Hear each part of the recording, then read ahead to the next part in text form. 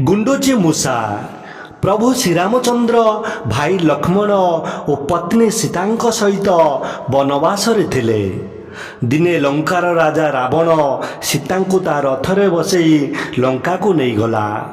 श्रीरामचंद्र और लक्ष्मण मन दुखे बहुत खोजिले।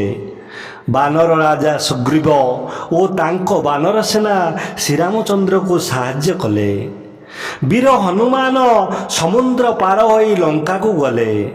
सीता मातांकर खबर आनिले। लंकारु सीता माता को उद्धार करिबा पाई प्रभु श्रीरामचंद्र चिंता कले। पानी रे पत्थर पकाई समुद्र उपरे सेतुबंध तैयारी काम चलिला। नल नील जाम्बवान एवं बानर सेना प्रभु श्रीरामंक सह सेतुबंध तैयारी काम रे लागी पड़िले। गुंडुची मूषाटीए ए सबु देखुतिला। से भाविला मु तो एते छोट जीव किंतु किछि हेले भी प्रभु श्रीराम को काम करिवि। तांको निश्चय किछि साहाय्य करिवि। तापरे से पानी को ओलाई तार देह को ओदा करिदेला। ओदा देहरे जाई बाली रे गड़ी गला। बाली जांको ता देहरे लागिला। से जाई से बाली को सेतुबंध ऊपर झाड़ी देला।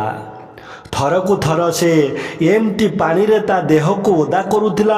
आउ बाली रे गड़ी ता देह रे लागुथिबा बाली को सेतुबंध ऊपर झाड़ुथिला।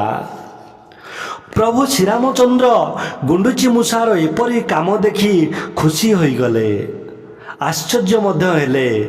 से खुशी रे तांको हाथ रे आउंसी देले। श्रीरामचंद्र गुंडुचीर पिठी की आउंसी देबारु ता पिठी रे आंगुली चिन्ह पड़ीगला।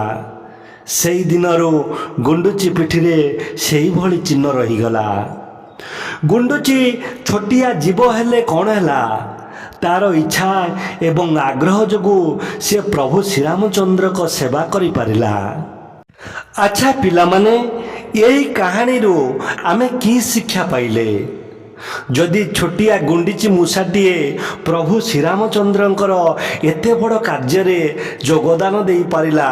छोटिया हेले मध्य प्रभु श्रीरामचंद्रंकर सेवा करिवार सौभाग्य अर्जन करि पारिला। तेबे यही कहानी रो आमे यही शिक्षा पाइले जे इच्छा थेले ए दुनिया रे कौनसी कार्य असंभव नुहे।